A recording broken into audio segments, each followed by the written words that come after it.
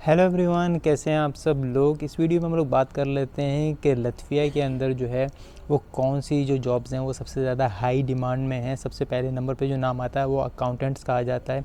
अगर आप लोगों के पास कोई भी अकाउंटेंसी से रिलेटेड डिग्री है या आप लोगों ने इवन एमबीए वगैरह भी किया हुआ है और आप लोगों के पास कुछ एक्सपीरियंस है तो इस कंट्री में ज़रूर अप्लाई करना, क्योंकि ये जॉब जो है वो अच्छी खासी हाई डिमांड के अंदर है। बहुत सारी यूरोप के अंदर जो है वो फेमस वेबसाइट्स हैं जैसे लिंक्डइन वगैरह है, तो उससे आप लोग अप्लाई करके यहाँ पर आ सकते हो और एम्प्लॉयर को ढूंढ सकते हो।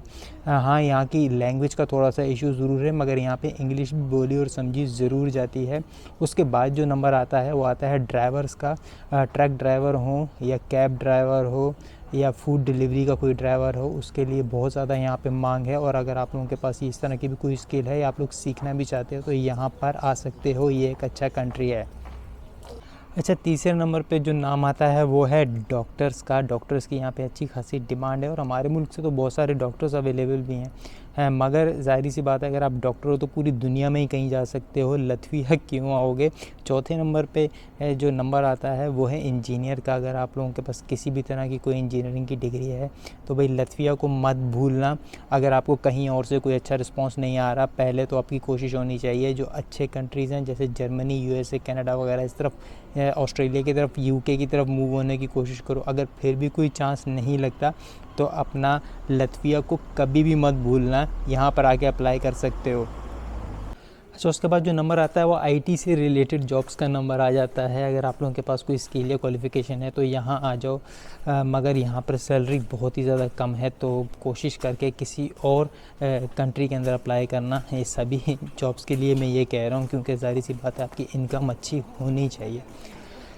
उसके बाद नंबर आता है एग्रीकल्चरल जॉब्स का, मगर ये सीज़नल जॉब्स होती हैं जो कि साल के 5-6 महीने के लिए ही यहाँ पर आती हैं। मगर ये जॉब्स अवेलेबल हैं, मगर इसके अंदर वीज़ा लेना, क्योंकि यहाँ पे आने के लिए third world country non EU के लिए वीज़ा लेना बहुत ज़्यादा ज़रूरी है।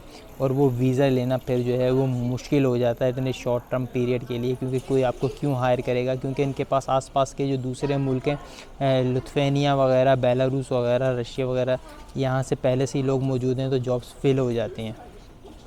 अच्छा, उसके बाद जो नंबर आता है यहाँ पे फ़ूड डिलीवरी जॉब्स का। अगर आप लोग यहाँ पे स्टडी वीज़े पे हो या स्टूडेंट वगैरह हो तो फिर आप लोग ये काम करके अच्छे खासे पैसे कमा सकते हो। उसके बाद नंबर आ जाता है कंस्ट्रक्शन की जॉब का। ये कंस्ट्रक्शन की जॉब्स के अंदर जो है वो इलेक्ट्रीशियन से लेके प्लम्बर से लेके आपके कंक्रीट मिक्सर से लेके ब्रिक लेयर से लेके हर तरह का जो ट्रेड है कंस्ट्रक्शन के अंदर वो यहाँ पे हाई डिमांड में है। हार्ड लेबर जॉब्स जो हैं वो पूरे यूरोप के अंदर ही हाई डिमांड के अंदर हैं।